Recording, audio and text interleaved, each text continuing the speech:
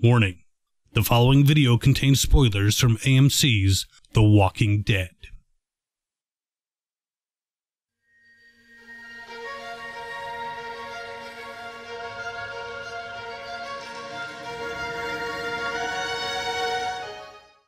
Hello. They call me the governor. And I've been watching the show faithfully, well, at least with one eye, since the beginning. And while this episode was enjoyable overall, there's one thing that really pissed me the hell off. Why the hell didn't they show Sasha rampaging through the sanctuary? That would have been a great scene. But instead, no. They show her locked in a cell, all captured, and they hint about what she did. Well, at least they aren't playing that damn Easy Street song. So I do want to talk about Sasha. For all her noble actions in saving Rosita for her trouble, she ends up captured. And then Rapey Davy comes in, looking to trade water for something that probably wouldn't have been nearly as satisfying. Fortunately, Negan came in and put an end to that, which was a real pain in the neck for Rapey Davy. When he killed Rapey Davy, Negan showed that he was more than just a bully or a monster, that he had lines that should not be crossed. Throws a monkey wrench in our picture of him as just some unredeemable character. I've also heard some people who were applauding Negan for what it did, at the same time saying how I, the governor, was a character with no redeeming qualities, while the governor in the comic book is a right bastard. I want to remind you that I'm not him, and while I may have made Maggie a bit uncomfortable, there was no rape. That was a full scare tactic. And it almost worked, too. Eugene came to visit Sasha a couple times, and I'd thought that maybe he was playing some game and going undercover. But maybe he actually decided that Negan equals safety. While a part of me hopes that he's just playing his cards so close to the chest that he can't let anyone know what he's really up to. It's really hard to keep that hope alive, because it could be he's just a fucking asshole. So back to Sasha. Negan says he wants her for his army. Apparently he shot a guy after he put a knife through somebody's neck. And Sasha realizes she could be used against her friends.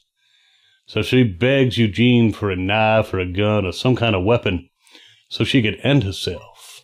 And Eugene, of course, being the nice guy he is, gives her not what she asked for, but a pill. The poison pill he made for the wives of Negan. I actually don't think Sasha wanted to actually kill herself. I think she was hoping to have some weapon to surprise Negan. But with this pill, unless she shoves it down his throat, that's not gonna work out too well for her. Oh, and apparently Negan is aware through some little bird that Rick is up to some no good. Now, that kind of rushes the timetable for the whole confrontation, which is kind of what we'd like, but we have to wonder who actually ratted out Rick. Was it the scavengers? Or maybe some of Negan's men were spying?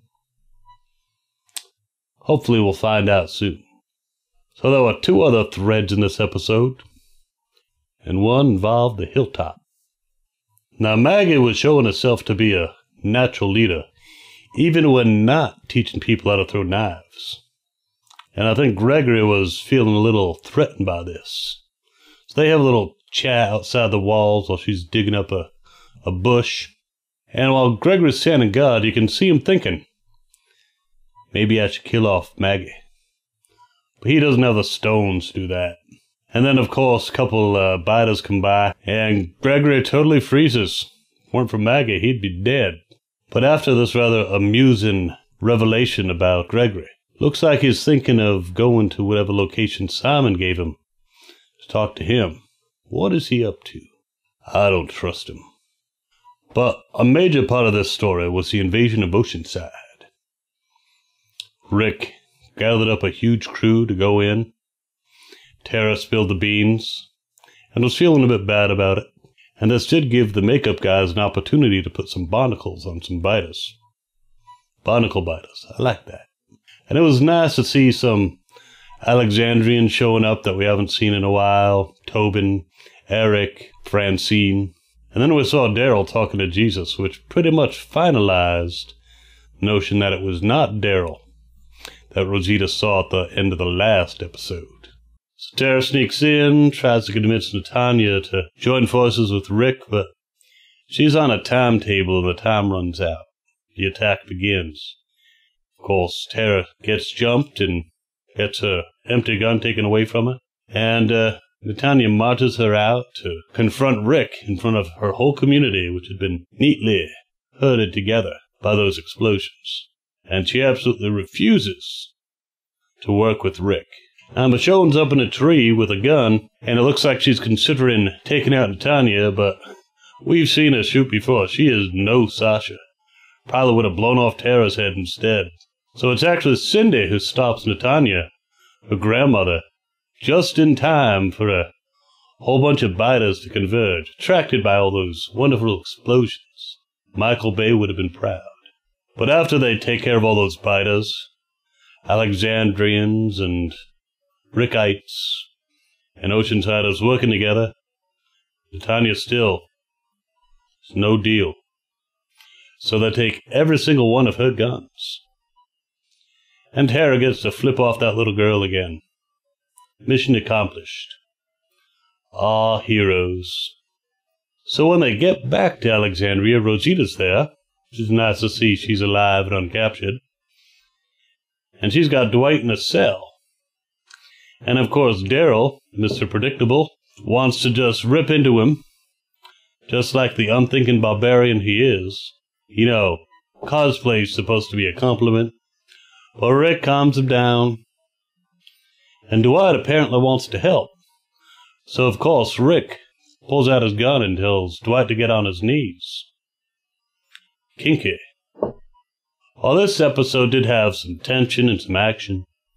It was really just another build-up episode, building up to the season finale. And while it was good, people really just want to get to the battle at this point. Which it looks like we might see the beginning of it, at least in the finale. I have a feeling next episode's going to be a lot of maneuvering, a lot of build-up, and the battle's going to begin just in time for a nice to-be-continued sign. One thing I have to mention, with all these characters and locations, it's kind of hard to keep up with them all. Maybe part of their strategy is with these big battles, they can kill off a bunch of them so we can now concentrate on the other ones. Because it's really hard to develop all these characters in so many different places. Maybe, with all this battling, Michonne will finally get hers. What do you expect? I don't have a lot of reasons to like the woman. It's way too much to hope that Rick's gonna get it. So that's it for now. We will see you next week. Maybe with a special guest. Governor, out. Thank you so much for watching this video. Here's a couple more I think you might enjoy. And don't forget to subscribe.